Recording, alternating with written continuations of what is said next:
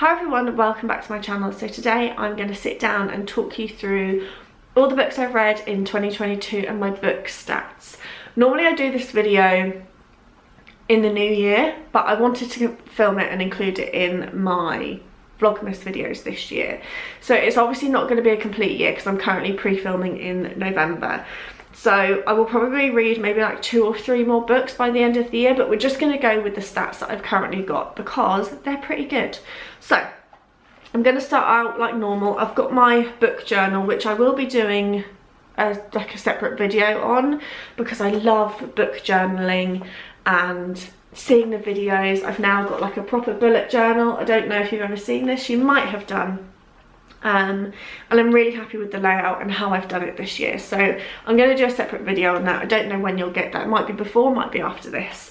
So I'm just going to sit down and list through what books I read in each month and my star rating, and then we'll just go from there.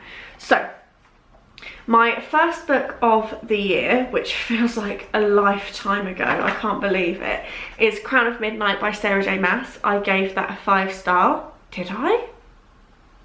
Yes, I did. That's book 2. Yes, I gave that 5 stars. Wow, so I started the year out great and then it just goes down.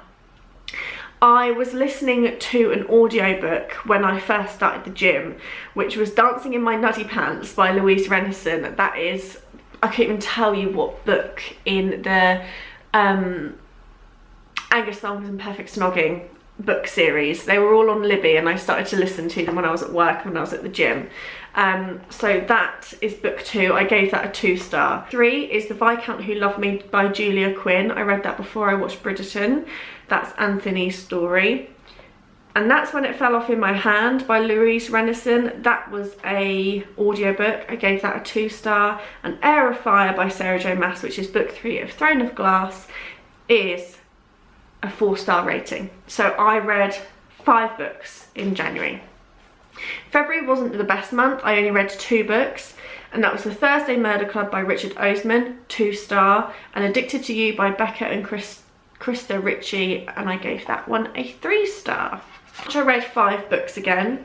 So we've got The Vanishing Stair by Maureen Johnson. I gave that a 2.5-star. The Twyford Code by Janice Hallett, I gave a 1-star. That was one of my most anticipated books for 2022, and I gave it a 1-star. Ricochet, which is book 2 of Addicted, and I gave that one a 3-star. Daisy Jones and the Six by Taylor Jenkins Reid was a 3-star. The Fine Print by Lauren Asher was a 3-star read. April, I read 2 books, but I DNF'd one. The Inheritance Games by Jennifer Lynn Barnes, I gave a 5-star. Queen of Shadows by Sarah J Maas, I gave a 3-star. And then Love Hypothesis by Ali Hazelwood, I DNF'd it. Don't get it. Don't get the hype. Won't get the hype. Not for me. In May, I read 3 books. I read The Hawthorne Legacy, which is Jennifer Lynn's 2nd book in the Inheritance Game series. I gave that one a 4-star. The Guest List by Lucy Foley, I gave a 4-star. And Good Girl's Guide to Murder by Holly Jackson, and I gave that one a 4-star as well. In June, I read 3 books. People Meet on Vacation by Emily Henry. My Sweet Revenge by Jane Fallon. Didn't do the star ratings, did I? Emily Henry was 5. Jane Fallon was 4. I Was Born for This by Alice Oseman was a 2-star. And then From Lukov with Love by Mariana Zapata, I DNF'd it, so I didn't rate it. In July, I read 7 books. Look at this spread. I did so well. So we've got One Night with You by Laura Jane Williams. I gave that one a 3-star. A Million Kisses in Your Lifetime by Monica Murphy. I gave that a 4-star. And then I read Heartstopper Volumes 1 through 4 by Alice Oseman. So I reread those. I read those the year before. Then I watched a show that came out, was it at the start of this year? And then I reread the graphic novels. And I gave 1, 2 and 3 a 4-star, and I gave volume 4 a 5-star. And then finally in July I read Nick and Charlie by Alice Oseman, which is the little yellow like novella. It's like 100 pages, and I gave that one a 4-star as well. August, I read 6 books. God, I had a good summer of reading. I read Throttled by Lauren Asher, gave that a 2-star. It Ends With Us by Colleen Hoover. I gave that a 5-star. That was my first coho.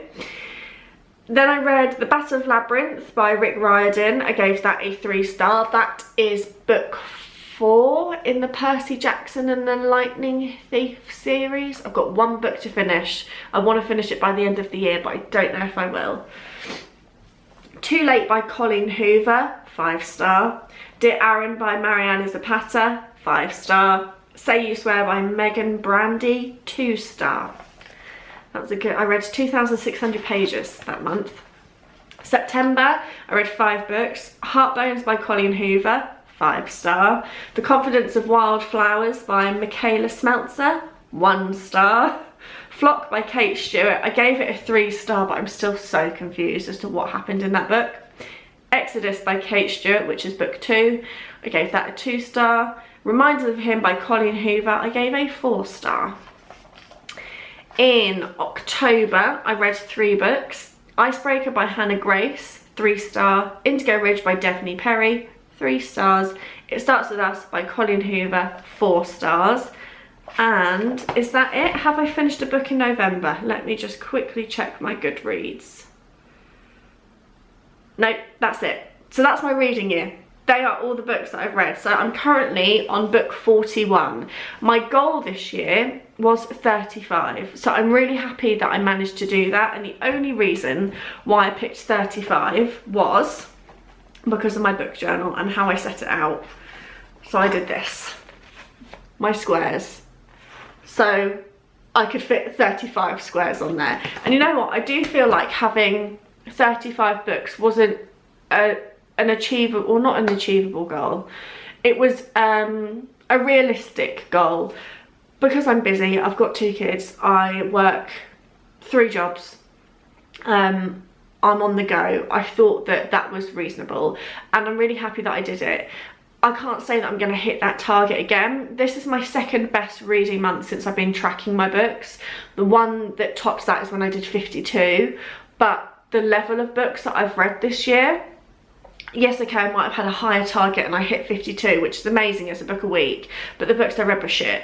Whereas this year, I've had an okay year, but I've got some standout favourites and some of my all-time favourites within this year, if that makes sense. On to Goodreads, and for some reason, my year in books isn't live right now. It's probably because I'm pre-filming this so far in advance. My battery's flashing, damn it.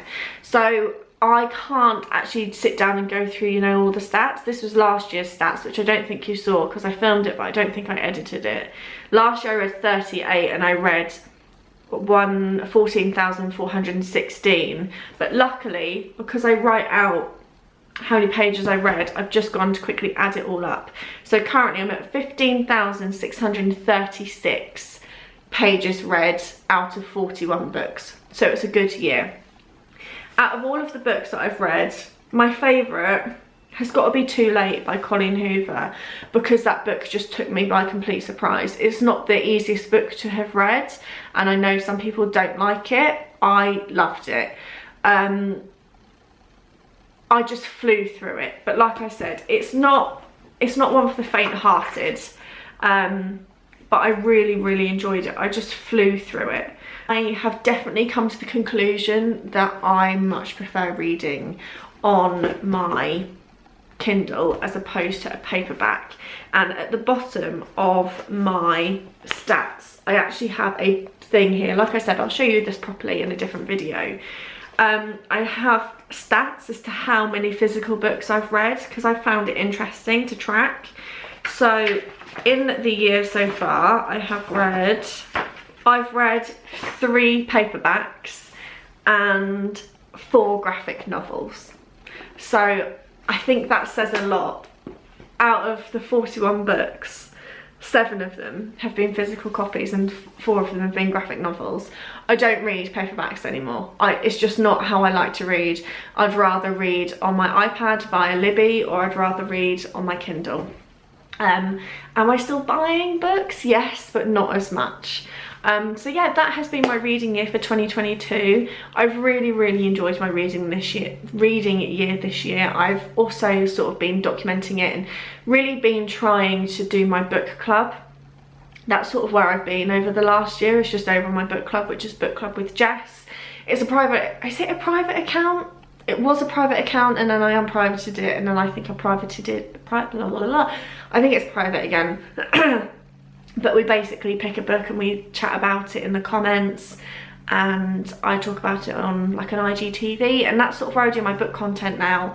I just really enjoy doing it over there. It's probably not the best way for people like you that watch my videos. It's not the best way to consume book content, but it's just easier and I really enjoy it. I have been quiet on there over the last 2 months because I've been prepping for VLOGMAS.